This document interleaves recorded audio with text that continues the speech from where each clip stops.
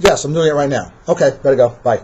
Hi, this is Glenn Gallucci again. One more thing. We talked about inspections and how to do quick inspections. I just want to talk to you a little bit about your networking team members. I have 10 people on my networking team, and these are the people that help you find properties, sell properties, renovate the properties, anything to do with the properties on flipping these houses. So let me just go over what maybe my top 3 would be on my list.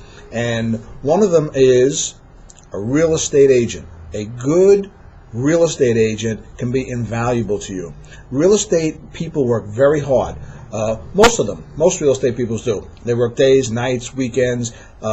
They can be a great source of information for you to also help you get over those fear factors about maybe the neighborhood, the type of houses people are buying, what they're looking for in the houses, what's not selling and why. Real estate agents can give you this information, again, to take the fear out of what you may not understand about that neighborhood. They also handle REO properties. REO properties are real estate owned properties. These are properties that are owned by the bank.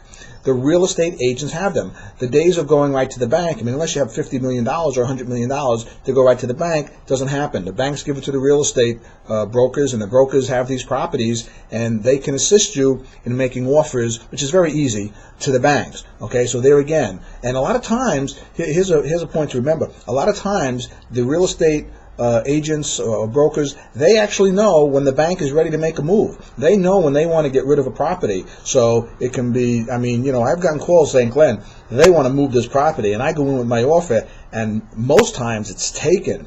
And let me tell you, they're low offers. So again, real estate agent, they know the market. Another thing, the real estate agent will give you what we call comps, a comparable market analysis. They'll tell you why that property is worth X amount of dollars, and they'll back it up with facts, not just someone thinking, well, I think that house is worth $250,000.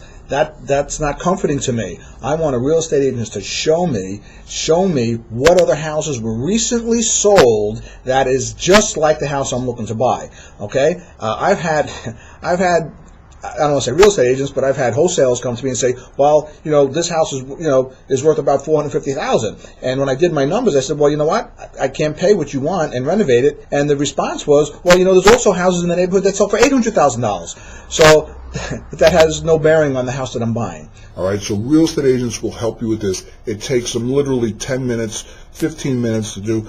Some of them do a lot more elaborate CMAs, and it's extremely, extremely helpful to anyone that's buying property. So real estate agents, gotta love them. Next on the list, attorney, your legal staff.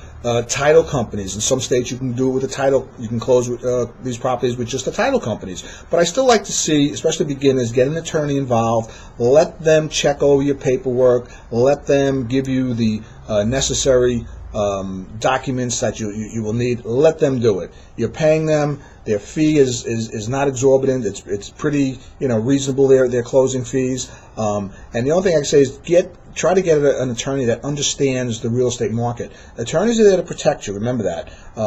Doesn't make them the best or even a good investor. Their profession is the legal profession, and that's what they're good at. And their job is to protect you. So let them give you the legal information on the property, and you'll need to do your homework about if the property is going to be a good investment or not. So good attorney. Again, right there up the top. The next one is the home inspector. Home inspector will give you that safety cushion that you want to know that the house is not going to fall down tomorrow after you buy it. That's one of the biggest problems a lot of the new investors have is, well, how do I know what kind of shape this house is in?